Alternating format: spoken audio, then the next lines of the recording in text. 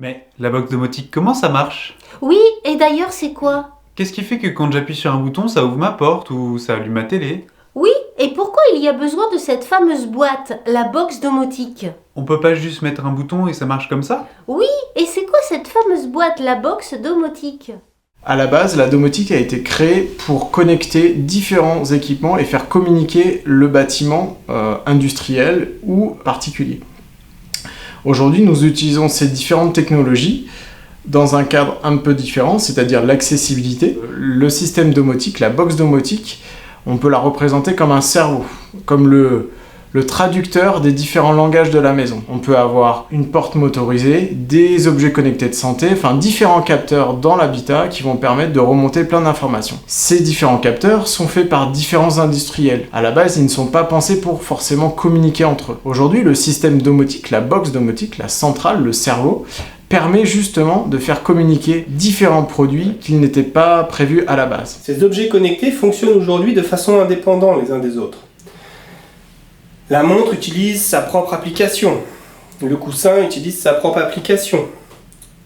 Grâce à la box domotique, nous pourrions récupérer ces données et pouvoir d'une part personnaliser les alertes, donc pas simplement recevoir une notification sur smartphone, mais bien allumer un gyrophare dans la pièce s'il y a besoin, appeler l'aidant, utiliser un système d'appel malade existant au sein d'une structure par exemple. Donc on va aller personnaliser les alertes, mais aussi on aimerait pouvoir utiliser une application unique permettant de centraliser tout ce que vous voyez ici. À la fois le système domotique et à la fois l'utilisation des objets connectés. Tout ça relié dans une seule application. Je suis pas sûr d'avoir tout compris. Mais si, je vais t'expliquer. La box domotique est une boîte qui peut communiquer avec plusieurs protocoles. On va appeler ces protocoles des ondes. La box peut recevoir et transmettre plusieurs ondes différentes. Par exemple, le Wi-Fi, l'infrarouge, le Bluetooth, le Z-Wave, etc.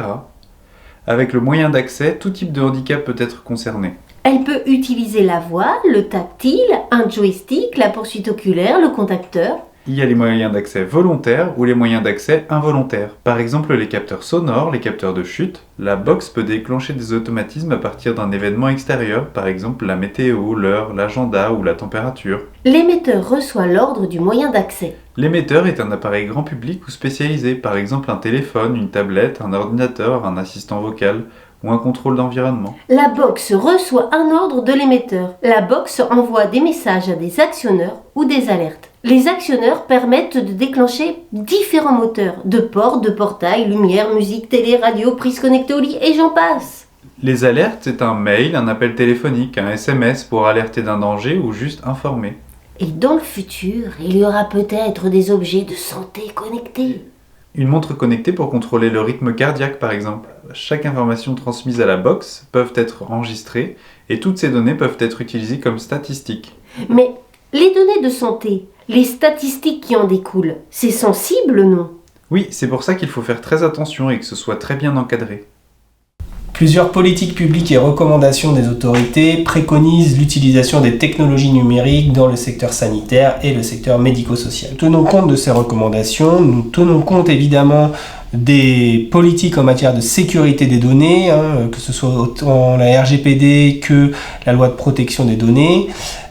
L'idée n'est pas de remplacer l'humain, l'idée est de donner un complément au secteur médico-social de façon à faire évoluer l'offre et accompagner la transformation de l'offre. En ça, l'ANS est un appui important parce que l'Agence du numérique en santé a établi une feuille de route, Ma Santé 2022, dans laquelle cette dimension éthique est importante et qui montre bien que le développement des outils numériques et donc de la box domotique ne pourra pas se faire sans une réflexion éthique et un cadre éthique de référence dans les secteurs médico-social et sanitaires. Il n'est pas forcément à mener à notre échelle dans notre coin, peut-être en partenariat avec l'ANS, en participant à des commissions, des choses sur lesquelles nous, on a peut-être un peu de terrain à amener. En tout cas, c'est certain que ce développement-là, du numérique en santé, du numérique dans le médico-social, avec l'utilisation de la box domotique, elle ne pourra pas se faire sans une réflexion éthique et un cadre éthique.